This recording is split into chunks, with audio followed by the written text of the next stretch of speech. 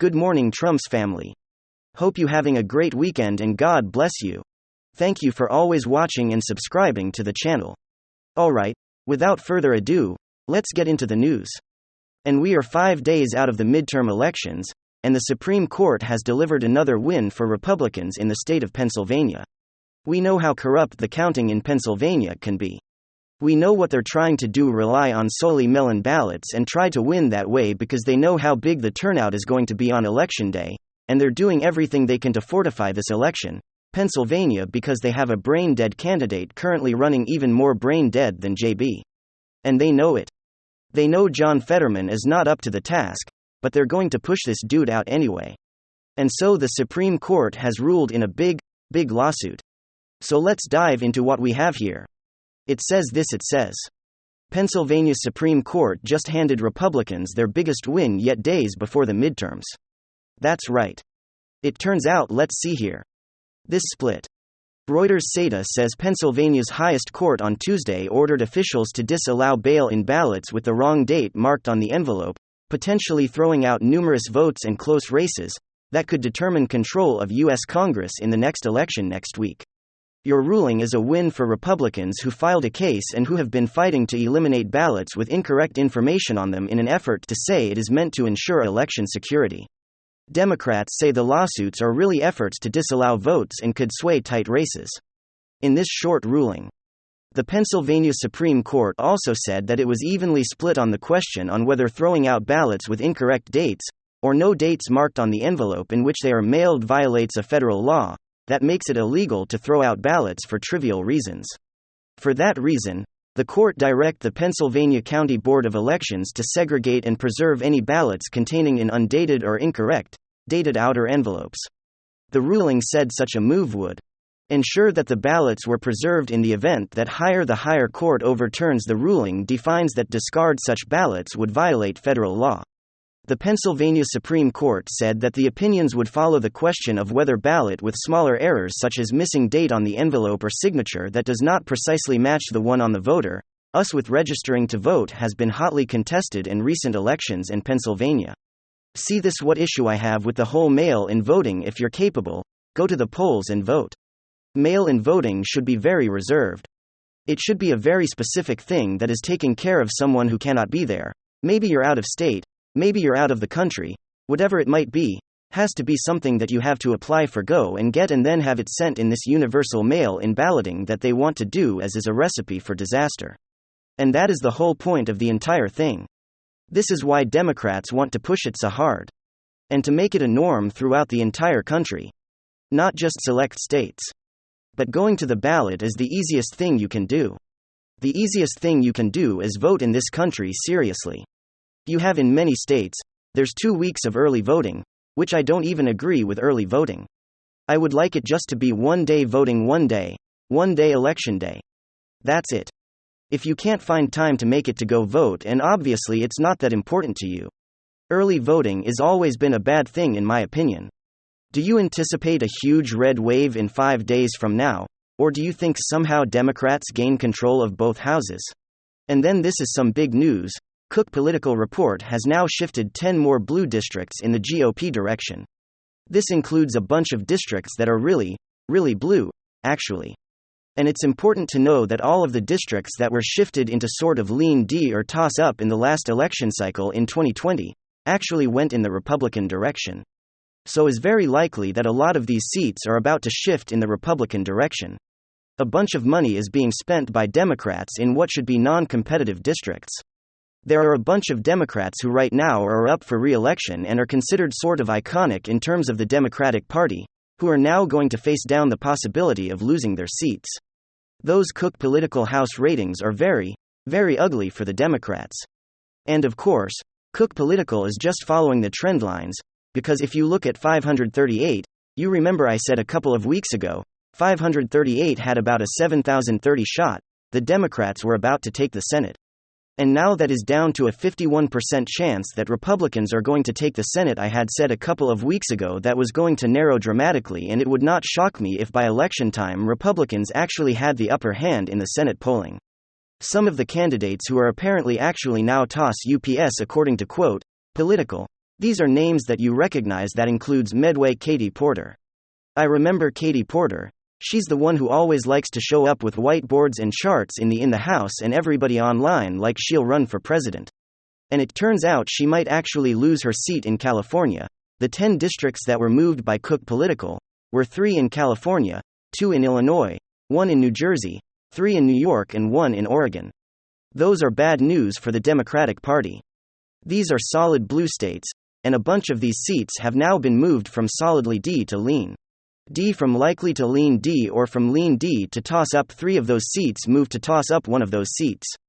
The Oregon 5th District moved from a toss-up to a lean Republican seat. And all the momentum is now moving in one direction. Joe Rogan said that the red wave is going to look like the elevator doors opening and the blood pouring out of the elevator in The Shining. That is correct. Except it's not going to be an elevator, it's going to look more like Deep Impact and Tsunami at the end, but colored red. This is going to be a huge year for Republicans by all available data, and Democrats are freaking out. And the reason they're freaking out is because they know what is coming into the pre-recriminations have begun, as they say, the pre-criminal actions, because their recrimination has been prospectively.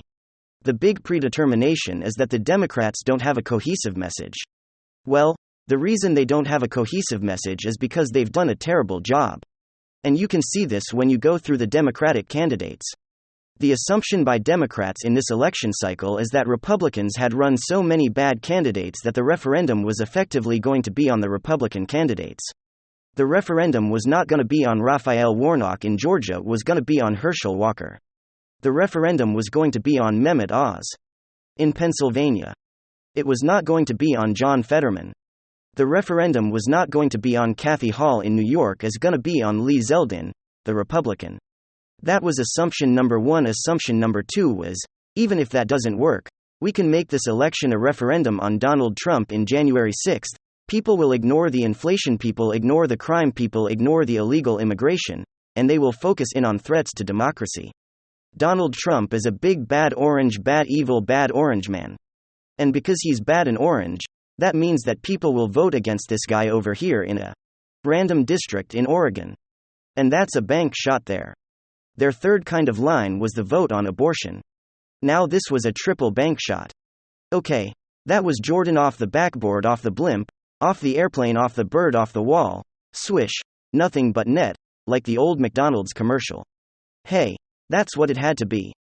Because here's the thing about running on abortion, it actually is the triple bank shot one, and suggests that there are a bunch of people who might need an abortion or worried about getting an abortion. The truth is that on a year-by-year basis, that's a fairly low number compared to the population of the United States. In the United States, every abortion on a pro-life person is a tragedy. There are less than 1 million abortions a year in the United States. There are about 130 million people who are going to vote in this upcoming election cycle minimum. So that number is not going to be dispositive in deciding these districts, even the people who had to. You have to assume that everybody who wants an abortion is deeply worried about their own state's policy, which again, they gotta cut that number significantly, because a lot of people having abortions are in New York, Illinois, Massachusetts, California. The abortion law in those states is not changing. And 3, you then have to make the weird assumption that if you elect a federal candidate for federal office, this will change abortion policy in your state. And that's not how any of this works, because abortion was just kicked back to the states by the Supreme Court of the United States. So running on abortion was likely to peter out very early. And then there's my friend John Podhoretz, editor at Commentary Magazine, has pointed out, there's another factor too, which is that about halfway through this election cycle, there's an actual referendum on preserving abortion in the state of Kansas, and went away the pro-choicers wanted, which seemed to sort of alleviate some of their large-scale worries that the pro-lifers were about to run roughshod over everything in every single state. So Democrats have nothing to run on. They have no plan to run until you've gotten as an So normally, if you had a successful president, what you could do is grab his coat, doesn't have to write that to victory. You could theoretically, it doesn't always work. But you could theoretically hope to clutch that president, clutch and close, and hope that his popularity would carry you to some level of victory. The only trends that have ever been booked in terms of midterm elections where victory was won by the In Party, the Empower Party, are elections like 2002, where the president was, at that time extremely popular George W. Bush in the aftermath of 9/11. And at that time, Republicans were able to sort of clutch onto George W. Bush and carry that on to victory. But typically, how the president does a pretty good indicator of how the party is going to do, because the midterm election is referendum on the party in power, virtually always. It's even more when you can't clutch to that president, when the president himself seems like he is on the verge of physically falling down, when he's run bad policy through the ringer and come up with whatever his agenda is. And it's failed on nearly every front. And so what you end up with is basically a bunch of Lilliputians who are running around screaming about random topics, and nobody knows why they're running or what they're running for, why they should be in power. So we're gonna go through some of the Democratic candidates who are in real trouble. And you will see, there's no cohesive message. They don't know what to talk about. They're confused. Their campaigns make no sense. And this is why they're about to get their butts handed to them in about a week here. So let's start with Kathy Hochul. Over in New York, my sleeper pick for the Democrat who definitely should win, who is not going to win. So Kathy Hochul as the governor of New York. There's no way Republicans should be able to be elected governor of New York. Last Republican who was governor of New York was George Pataki. That was a long time ago when George Pataki was governor of New York. Lee Zeldin, who is a fairly mainstream conservative Republican, is running against Kathy Hochul in New York, and by the polling he has now pulled ahead of Kathy Hochul in New York, which is amazing except for the fact that Kathy Hochul has no built-in base. Remember, she inherited the job from Andrew Cuomo, who came to kill all the old people and grabbed base, and you ran out of old people. And so Kathy Hochul took over. Kathy Hochul has done a really poor job as governor of New York. She has no built-in loyalty from any New Yorker because nobody voted for her for governor in the first place. It's not as though everybody went and pulled the lever for Kathy Hochul. Now they feel invested in her future victory. Nobody actually voted for her. She was lieutenant governor. No one cares about the lieutenant governor's race in any state. Quick name lieutenant governor of your state. A lot of people can't, the governor, boss, people don't know who lieutenant governor is. Okay. In any case, Kathy Hochul is now the governor. And she is confused. She doesn't know what to say. And so she is now relying on some of the weakest rhetoric I have ever seen. Not only in debate, did she complain that Lee Zeldin kept talking about crime? Why are you talking about crime, Lee? Why are you so interested in throwing people in jail? Maybe it's because in your state people are getting tossed in front of subway drains? Maybe it would be that? But Kathy Hochul is now saying, well, the reason I'm losing is because Republicans are scaring people. See, here's the thing about the argument that the opposing party is capable of scaring people. This implies either that people are complete tellers, or that perhaps people have reason to be scared. If I told you today that you need to be scared of a dinosaur invasion, you would not be scared no matter how many times I repeated it, because that's not a thing that's going to happen. If, however, I am running for governor of New York, and I'm warning you that there is going to be a serious crime upsurge if Democrats maintain power, because there has been in the past, and you're scared, that's probably because you're already scared of crime. And I'm just mentioning it. Here's Kathy Hill, trying to ignore the obvious. Everyone listen to this, she said.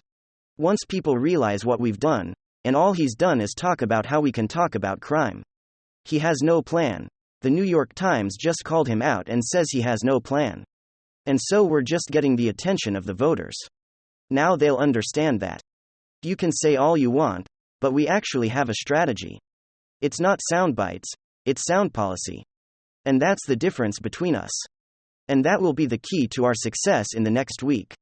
Democrats focus on facts, but you also don't ignore the fact that there's real human emotion here. People are scared, they're hurting. And a lot of it has to do with this.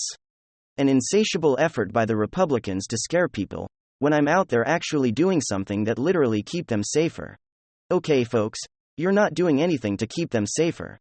You've been ripping on the police, you've done nothing to crack down on crime. Everybody knows this. That's super weedy. They're from Kathy Hill.